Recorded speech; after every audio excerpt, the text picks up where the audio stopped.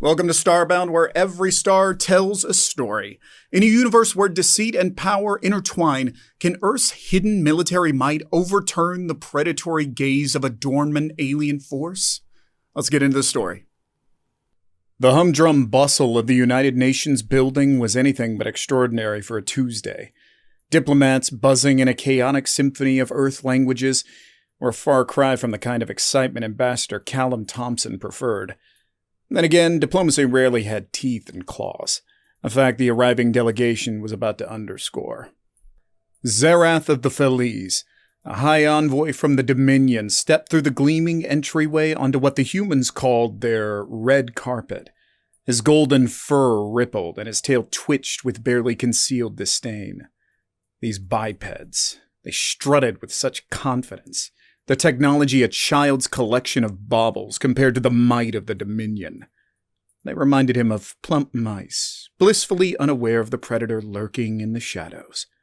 A courtesy, this visit. A formality before the Dominion absorbed yet another primitive world into its fold. Callum, a whirlwind of forced smiles and practiced handshakes, had the unfortunate task of shepherding the cat-like aliens through a pre-planned door. They began in an archaic war room where antiquated maps and blinking displays would have made any Dominion tactician purr with amusement. The polite hum from Zerath as they reviewed Earth's conventional arsenal held the barest hint of a sneer. Your aircraft. The envoy drawled, his whiskers twitching. They remind me of museum pieces. These projectile weapons. Quaint. My ancestors hunted birds with more sophisticated tools. Polite chuckles from the other Feliz delegates were like sandpaper to Callum's ears. Pride burned hot beneath his calm exterior, but Earth's carefully calculated show of weakness had to continue. They were playing a longer game, their true hands still cleverly hidden from sight. This was no inspection. It was a farce, designed to lull their unsuspecting visitors into a false sense of superiority. It stung him to play along, but they were playing for far higher stakes. Day after day dragged on, each demonstration of Earth's military capabilities more laughable than the last. The Feliz delegation barely contained their smirks. Zerath was particularly vocal, ridiculing everything from their ground vehicles to archaic nuclear weapons. The human facade of humility was wearing thin, especially on Dr. Marcus Evans, a brilliant, sharp-tongued physicist overseeing their space technology presentations. "Do excuse my esteemed colleague," Callum interjected smoothly after another particularly sarcastic comment from Zerath. "Perhaps the limitations of ground-based observation are not doing our capabilities justice. Would you care for a change of perspective?" He subtly emphasized the last word. The envoy's slitted pupils narrowed. He'd been expecting this, of course. A demonstration of their primitive attempts at space travel. It would be the final nail in the coffin of this assessment report. Zerath allowed a smug curl of his lip. "Very well. Let us see what marvels your species has wrought amongst the stars." Callum hid a smirk of his own as he led the delegation to a secure elevator. The air hummed with anticipation. Earth forces held their breath. The carefully choreographed reveal was about to begin. The elevator soared upwards, breaching the atmosphere to dock at a seemingly unremarkable space station. "Welcome to the Kepler Observation Outpost," Callum announced, gesturing to the panoramic viewport. "Our primary research facility for astronomical study." Zerath gazed at the blackness of space, sprinkled with distant glittering stars. "An admirable effort," he conceded. "But oddly something to—" His words died in his throat as a low rumble echoed through the station. Before the astonished eyes of the delegates, an asteroid, a behemoth of rock, began to shift, its trajectory with ponderous, unnatural grace. Then another, and another. The dance of these celestial bodies was impossible, a testament to the hidden power of the humans below. As the asteroid field bent to humanity's will, Xerath felt the fur rise on his spine. This wasn't scientific realignment. It was a display of absolute control over forces the Dominion hadn't mastered to this degree. And then, the asteroids parted like theater curtains, revealing the truth Earth had long concealed.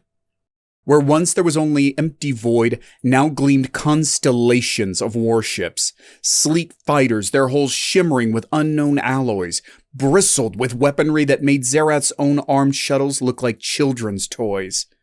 Orbital defense platforms, their cannons the size of small moons, loomed with barely restrained power. The sheer audacity of it made his heart clench with a mix of awe and unease. I see your observation platform has a remarkable secondary function. The envoy managed, his voice tight. Callum allowed himself a small, satisfied smile. Camouflage is a time-honored tradition in warfare, Ambassador. He smirked.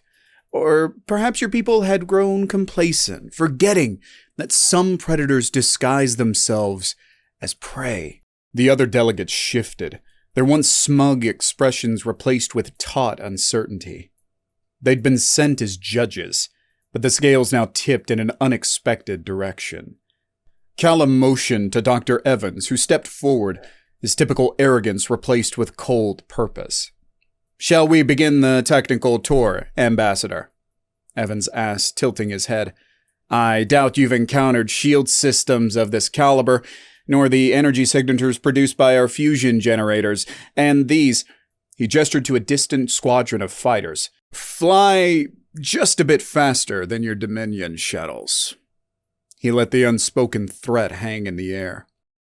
Xerath's tail lashed in agitation, but the icy glint in Evans's eyes told him that the human's thinly veiled mockery held more than a grain of truth.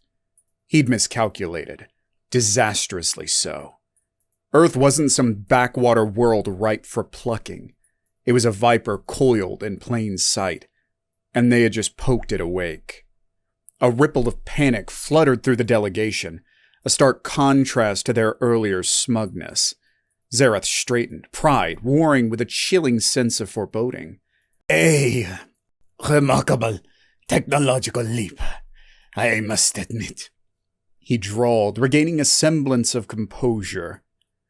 However, raw power alone is not a substitute for strategic brilliance, nor the experience born of 1,000 star-felling years. The insinuation hung heavy in the air, a reminder that the Feliz were not naive. They understood that a demonstration of power did not automatically equate to mastery of warfare. Still, there was no mistaking the fear glimmering in their eyes. Dr. Evans chuckled without warmth. "Is that so, Ambassador?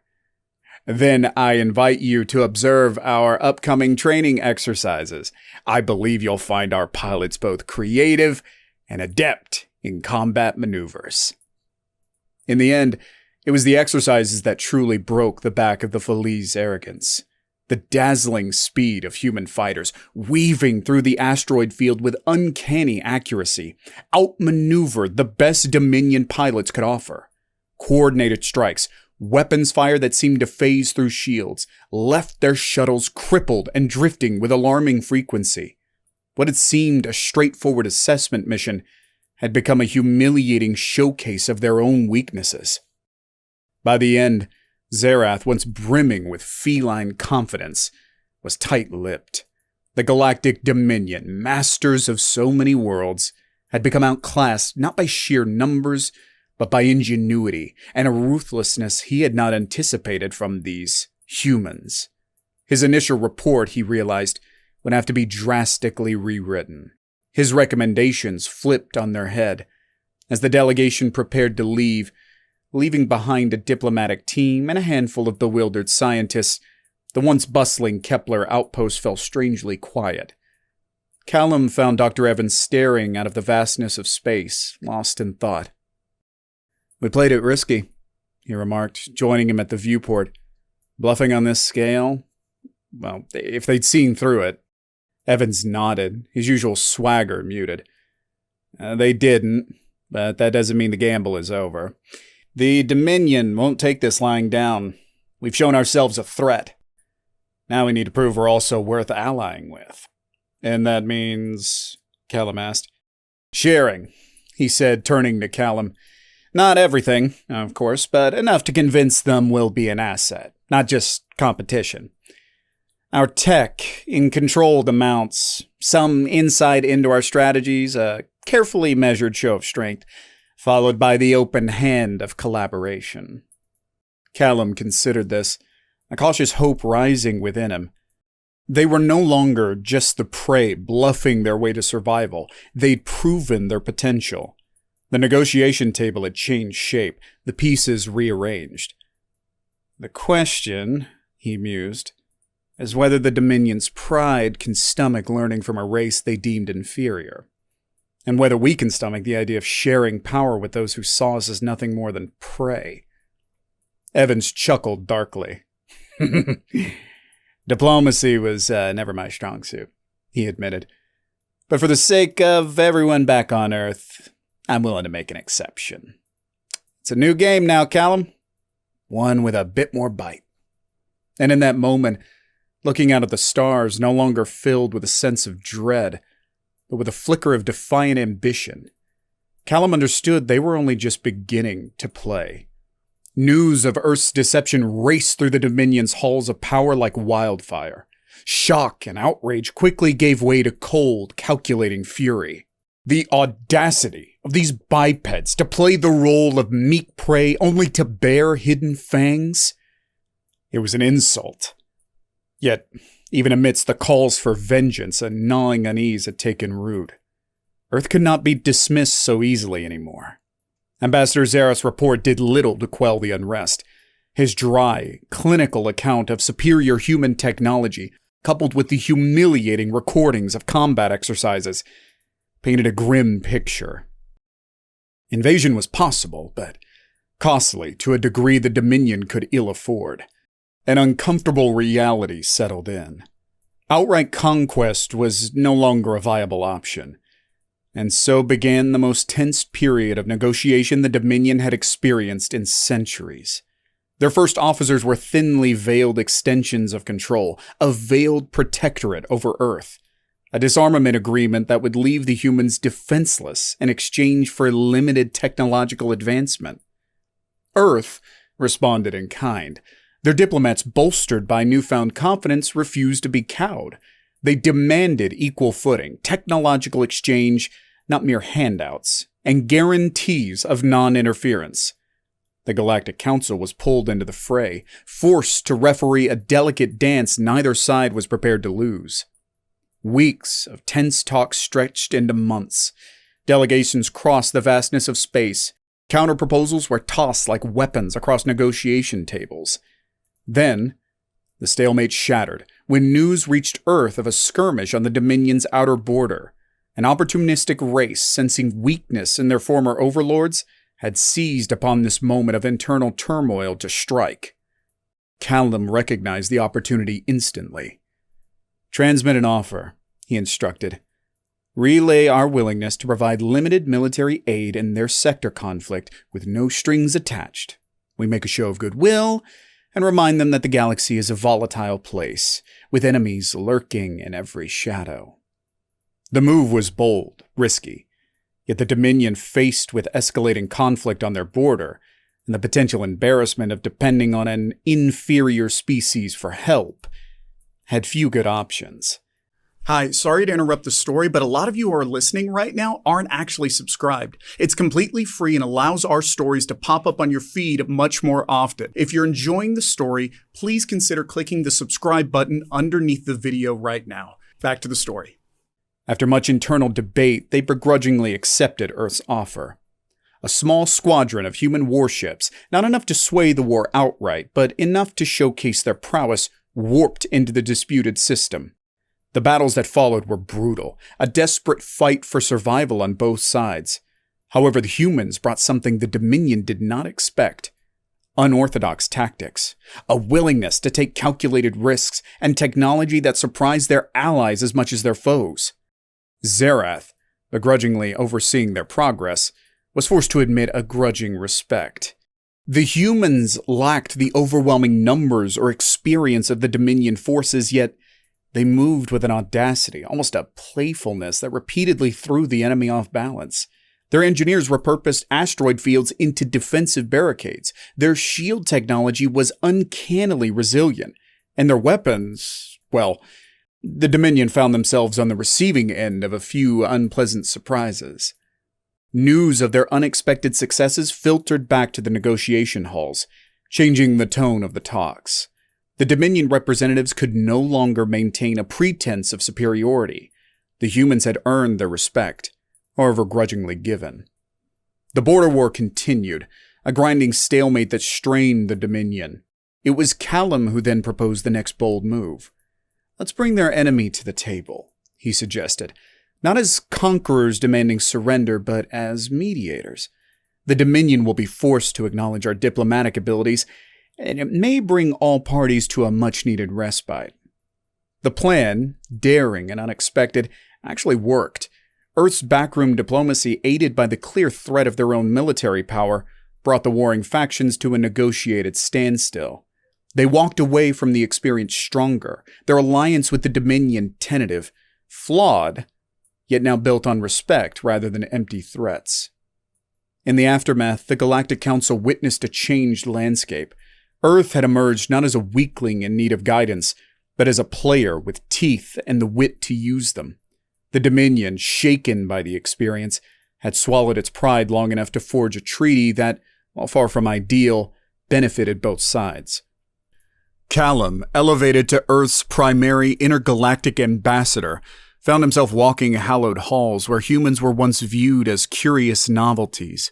The galaxy remained a dangerous place, rife with old hatreds and fragile alliances, yet humanity had secured more than just a place among the stars. They'd proven adaptable, cunning, and willing to use the unexpected as their most powerful weapon. Zerath and Callum maintained an odd, tense respect for one another. There would be no declarations of friendship. That was not the Felice way. Yet as they worked together over the years, brokering trade deals, negotiating new accords, occasionally even managing to thwart a galactic crisis or two, a grudging kind of trust formed between them. One evening, years after their first encounter, amidst the sterile grandeur of a council chamber, they paused in their negotiations. "You know," Zerath rumbled, his voice oddly thoughtful, in another reality, with different choices, we might have been not enemies, but perhaps rivals." Callum considered this, tilting his head. "It is an interesting thought. We did make quite the pair, didn't we? The diplomat and the disgruntled cat." He gave him a wry smile. Zerath, ever the proud Felice, couldn't help but purr softly. The closest a member of his species would come to laugh. "Let us not romanticize the past, Ambassador," he replied, his tail flicking slightly in amusement. "However, I must concede, I underestimated your species. And you." A glimmer shone in his sharp eyes. "You certainly made those asteroids dance." Callum smirked. "I like to think choreography is one of my hidden talents." He gestured to the stars beyond the vast chamber window, a glimmer in his own eyes. But who knows what the future holds, Ambassador? Perhaps one day, that rivalry you spoke about might not be so far-fetched." His words were a mix of provocation and challenge, the undercurrent of ambition clear. For Earth had learned a fundamental lesson. Power was not simply about weaponry or warships. It was about leverage, adaptation, and the ability to change the rules of the game entirely. The galaxy, vast and unknowable, echoed with the whispers of empires old and new. The Dominion, shaken from its complacency, faced a rising competitor, and other races watched with cautious interest. Alliances were brittle things, easily forged and easily shattered. Yet a silent acknowledgement rippled through the Galactic Council. Earth, with its audacity, its cunning, and its unexpected strength, was here to stay. On the long voyage back to Earth, Callum stared out at the swirling nebula and distant stars. Their journey had only just begun. There would be more threats, more negotiations, more moments when the fate of Earth hung in the balance. But one thing remained certain. Humanity would not merely survive amongst the stars, they would thrive. Perhaps the Dominion had initially scoffed at those primitive weapons in a dusty old war room, the quaint projectile launchers and archaic battle maps. But Earth's true arsenal was its ingenuity, its resilience, and its unwavering belief that even when outmatched and underestimated, a cleverly shifted asteroid could change the course of an entire war. Decades passed, turning into a century. The once volatile relationship between Earth and the Dominion settled into a wary coexistence. They were not friends, nor were they quite allies. Instead, a dance developed, cooperation when necessary, fierce competition when interests diverged. An uneasy equilibrium was struck, built on mutual respect born through spilled blood and the shifting tides of galactic politics. Callum, now a legend amongst diplomats, guided younger generations with the lessons hard-won during those initial years of tense first contact. Earth remained strong, its military ever vigilant, its engineers ever pushing the boundaries of the known. Yet an emphasis on collaboration was placed alongside the pursuit of power. The humans became experts at the art of the long game, building networks with smaller civilizations, forging bonds across a vast and indifferent cosmos. Zerath, aged and battle-scarred, maintained a prominent role in the Dominion. His voice no longer carried the arrogance of youth, but the wisdom of a leader who understood survival sometimes depended on swallowing pride and acknowledging the cunning hunter when you saw one. The Felice remained a proud warrior race, but a hint of caution had become part of their tactical acumen. The anniversary of that first fateful asteroid shift, the day Earth truly revealed its teeth, was marked not with open celebration, but quiet acknowledgement between the old adversaries. It was a reminder that sometimes the most powerful displays of strength were those held in reserve, a hidden hand ready to play an ace when it truly mattered. Centuries later, when a new, terrifying threat descended from the uncharted depths of the galaxy, it was now a grizzled Callum and a wizened Zerath who, side by side, stood before a newly expanded galactic council. Their history was littered with conflict and begrudging compromises, but their voices, united in purpose and strategy, outlined a daring plan built on the lessons learned in that far-off human solar system. For the galaxy had changed, Earth had changed, and even the Felice had learned that sometimes the most dangerous predators weren't those with the loudest roars, but the ones who knew when to hold back, when to strike, and when to adapt their tactics to the dance of survival among the stars. And so they faced this new threat together. Humanity's ingenuity blended with the Felice's raw aggression, their engineers working tirelessly alongside the Dominion's strategists. Each played to their strengths, Earth's adaptability, the Dominion's sheer power. Trust was hard won, every joint venture fraught with the echo of past betrayals. Yet an undeniable bond had formed. In the fiery heart of battles, human pilots fought alongside Felice warriors.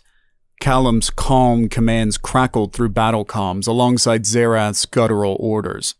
A dissonant kind of harmony born from shared respect. Their combined fleets, a blend of sleek human warships and heavy Dominion cruisers, faced the unknown with a grim determination that had seen them through 1,000 conflicts. The war that raged across star systems was brutal, testing the alliance to its limits.